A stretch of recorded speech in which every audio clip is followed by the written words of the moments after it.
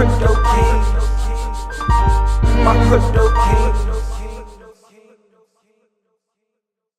Great. So before I get started, I'd like to get a feel for the people in the audience and get a bit of an understanding of how many people are familiar with these technologies that we're going to be discussing today. So by show of hands, let's start with the narrowest, which is how many people here own Bitcoin? Okay. Someone did a good turnout for the community. In October of 2008, on an obscure, anonymous mailing list called the Cypherpunk mailing list, an anonymous participant using the pseudonym Satoshi Nakamoto announced the publication of a paper and said, I think I have solved a problem in computer science. I have found a way to create a system of electronic cash that is direct between people, peer-to-peer, as we use the term in computer science. In this system of electronic cash, I've written a white paper, and I have implemented it in software. And on that day, Satoshi Nakamoto published the white paper. You can download it online. It's available at bitcoin.org. You can do a search for it, the Satoshi Nakamoto white paper, or the Bitcoin white paper. And in 9 pages, Satoshi Nakamoto described in detail and in ways that predicted many of the things that happened over the next 7 years. What Bitcoin was, and what Bitcoin could become, and how it would work. But he didn't stop there, or she, or they didn't stop there, because we don't know if Satoshi Nakamoto is a man, a woman, or a group of people.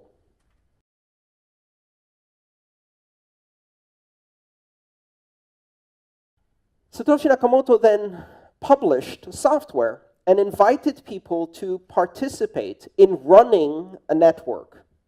And this gives you the first hint as to how Bitcoin works. Bitcoin is software. Bitcoin is an application. You download this application, you run it on your computer. You can run it on a laptop, you can run it on a desktop, preferably on a computer that's permanently connected to the internet. And if you run this program, it reaches out on the internet and it finds other people running this program. You don't know who these people are. It doesn't reach out to specific people. It creates a random mesh network, what we call a peer-to-peer network, where every participant in the system is equal. There's no special computer. They're all just talking to each other. It creates what in network terms we would call a crowd. So randomly reaches out and connects to various other computers running the Bitcoin software. And together they create a network. And that network is used to exchange and propagate transactions. These transactions are encoded in a digital format. They contain information about the transfer of value and the authorization to transfer value between participants. Nobody controls this network. And this is a critical concept. Nobody controls this network. You can be running one of these computers. You do not control this network. You run one of these applications. It connects to other people. And you run another one of these applications. And it talks Bitcoin to the other computers that are talking Bitcoin. But no one is in control. No one is in charge. Just like when you're running a computer that speaks on the internet and communicates with other computers on the internet, no one is in control if you interact directly between these systems. That network started on January 3rd, 2009. And on that day, the world changed. For the first time in the history of money, in the history of trust, in the history of institutions, in the history of humanity, a system that is completely independent of authority, is completely independent of institutions, a system that develops trust as the result of collaboration, communication, and computation through cryptography was born. This system allows people to exchange value, to transmit money. And this money is called Bitcoin. So Bitcoin is the application. It's the software that you run on your computer that communicates with all of the other computers running the Bitcoin software. Bitcoin is the name of the network that runs the Bitcoin network, which is the collection of all of these computers. Some 6,500 of them around the world, anywhere there is internet, are the ones we know that advertise their presence, several thousand more that don't, and tens of thousands that simply listen onto this network without actively participating. The Bitcoin network. And all of this is an infrastructure that is used to create and transmit value in the form of transactions expressed in a new currency, the Bitcoin currency. And the Bitcoin currency is unlike any other form of money we have ever seen before. First of all, as a form of money, it does not exist in physical form. It is the culmination of a trajectory we've seen in human history. Over thousands of years, money has become a more abstract form of value. You start with very, very tangible forms of value. Commodities, a goat, a banana, a pineapple. These are very poor forms of money because you can eat them and they rot or die and they can be lost. They're not very good forms of money because they are the thing of value. We went from that to gold, precious metals, and stamped coins. These are better forms of money because you cannot eat them. They do not die or rot. They do not represent the value itself. They are not the value. And this is an interesting concept. Money is not the valuable thing itself. Money is the thing you exchange for the valuable thing itself. The reason bananas are not good money is because bananas are the value you're trying to get. Money is the thing you exchange for bananas that has no value in itself. It is simply a symbol, an abstraction. It represents something that can be carried that I can give to someone tomorrow, and they will probably give me bananas. That future promise of value is the essence of money. So the essence of money is the ability to have an abstract token that in itself is immutable, unforgeable, eternal, maintains its value, and represents the exchange of value in the future as a promise. And over time, these things have become less and less physical and more abstract. Why? Because people don't like changing. And if you tell someone, I'm not going to give you bananas for the work you did. I'm going to give you a shiny gold coin, but don't worry, you can use this to get bananas. They look at you and they say, I've always had bananas for my work. I think I would like to have bananas, not this yellow thing. 100 years later, they now believe the yellow thing is valuable. And then you tell them, now I'm going to give you a piece of paper instead of the yellow thing, but don't worry, you can still convert this into bananas. And most people say, I don't think that's real money. I want the yellow thing. And the world moves on. And eventually we change and we say, you know what? You won't get the piece of paper either. You won't get the coin. You will go and look at numbers on a page or on a web page, and that represents the amount you have in the bank. But don't worry, you can still use that to acquire food, products, services. It really is money. You can't touch it. You can't see it. It's just a number. And finally, we arrive at Bitcoin. Bitcoin has no physical form. It doesn't exist in any way. It is entirely intangible. It cannot be touched. It is simply a digital form of money. But it is a digital form of money that is entirely different from everything we've seen before. What it does that is different is that it is not a form of money that is recorded in the database or records of a company.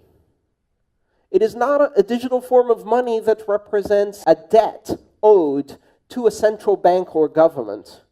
It is not a digital form of money that has been issued by a sovereign, a central bank, a nation, a king. It is a form of digital money that has been issued through complex and energy-intensive computation on the internet is recorded simultaneously on every computer that participates in the Bitcoin network, is validated independently by every computer that participates in the Bitcoin network, cannot be forged, cannot be counterfeited, cannot be censored, cannot be seized or frozen, can be transmitted anywhere in the world as information, can be verified independently by anyone who receives it, and is not controlled by anyone. Its value is not controlled, its issuance is not controlled, its ownership is not controlled. It is direct from one person to another person with no intermediaries. If I use my mobile phone to make a Bitcoin payment to someone in this room, I am creating a digital transaction that recognizes the fact that a certain number of Bitcoin that the network knows belongs to me through the proof of my digital signature. I have authorized the transfer of that value to another owner of Bitcoin who will then be able to control that Bitcoin through their own digital signature, through their own cryptographic key. Now, you don't need to know anything about digital signatures or cryptographic keys. When you use Bitcoin, you see an application on your mobile device or on your desktop. This application tells you you have 3 Bitcoin. It allows you to enter the address of a recipient, which is a number, just like an email address. It allows you to select an amount of Bitcoin you wish to transact. And when you click send on your application, it uses the digital signature and private key that is embedded in your device to create and sign a transaction that is advertised to the entire Bitcoin network and says, I have transferred this value. And then the entire network now knows that this value belongs to someone else. They don't know who this someone else is. Nobody knows. When you do a Bitcoin transaction, it is not related or attached to identity. You do not need to create an account. You do not need to register. You do not need to provide ID or name or location or address, age, gender, race, religion, nationality, nothing. You don't even need to be human.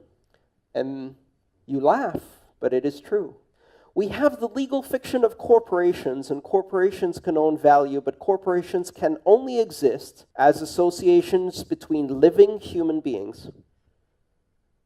In Bitcoin, a software agent that is not owned by anyone through the use of cryptography can own and transact in Bitcoin internationally. Back to people, though. If you are a person who has installed a Bitcoin wallet, you must pass a complex test in order to install this software. You must be able to download an application. That's it. Now, if you happen to own an iPhone, you must remember your iTunes password in order to install an application. And so far, I have found that this is the most difficult part of becoming part of the global economy of Bitcoin, is remembering your iTunes password. But if you can do that, if you can access the Google Play Store, if you have basic familiarity with mobile applications, if you can download an exe on Windows and install it, if you can double-click a mouse, that's it. You don't have to provide your name, your email address. You don't register or create an account. You don't have to prove who you are, where you are, or show that you are worthy. You do not have to have a credit score. You do not have to be authorized. This is something that is entirely different from every system of money we've ever had before. Now, for the internet generation,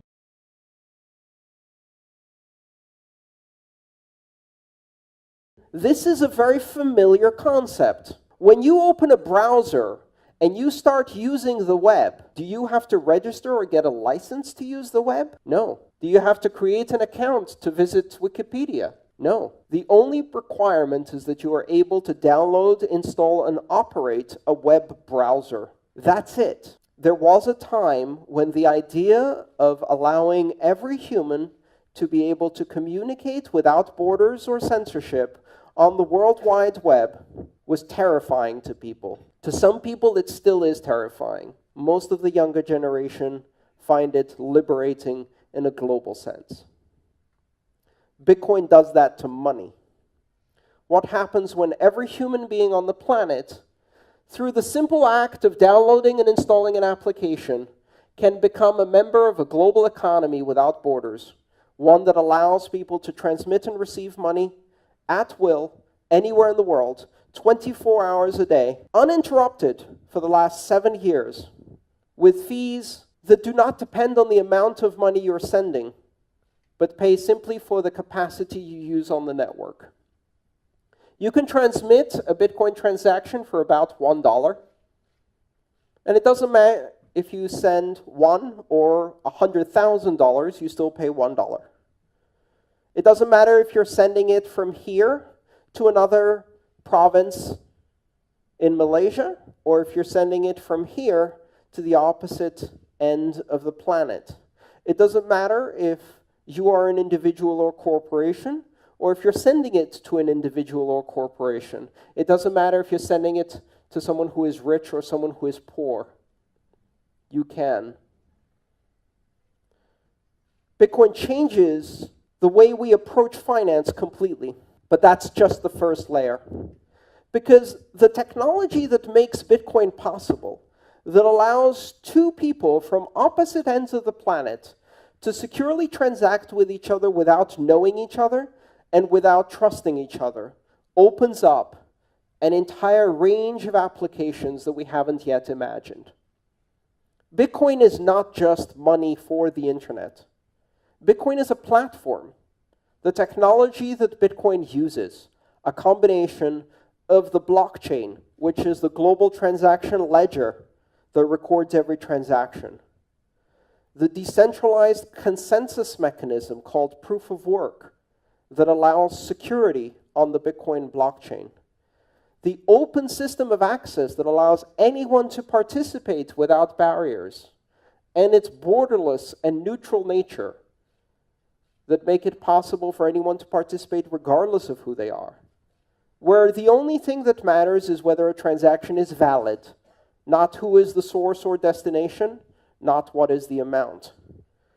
These fundamental building blocks that make Bitcoin possible open the door to dozens and then hundreds and then thousands of applications of trust. At its core, Bitcoin represents the replacement of trust through institutions to trust through networks. For centuries, human society has been based on the fact that in order to coordinate the activity between large numbers of people, we have to have something to trust.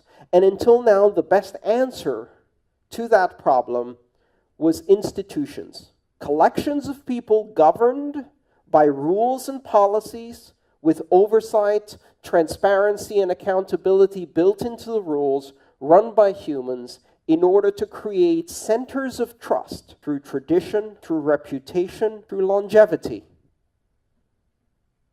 Institutions of trust are failing. They're failing all over the world. They're failing when they are newspapers.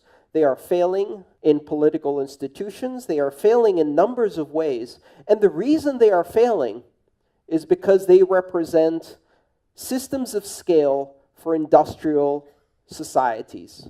And we are no longer industrial nation-state societies. We are now information societies of global scale that collaborate across borders at massive scale. We are now solving problems that affect not 30 million people in one country, but 7.5 billion people on one planet. And for problems of that scale and collaboration of that scale, traditional institutions do not work. They fail to scale. They're not evil. They're not deliberately corrupt. They simply fail to solve the problems of a global society. And yet, during that very time that we see these institutions failing, we have seen the emergence of new systems of governance, of new systems of global collaboration, systems that do allow us to collaborate, communicate, and solve problems at scale. And the first of those systems was the internet. And with that, we see the first system of communication that transcends nations, that transcends borders, that allows anyone everywhere and anywhere to communicate. Bitcoin represents that happening to money. It represents a network-centric system of money that is beyond the nation state. A network-centric system of money that scales and allows people to collaborate on a global basis, that allows anyone everywhere and anywhere to participate in a global economy without barriers, without ID, without credentials, simply through the act of running software. And that will change the world. Thank you.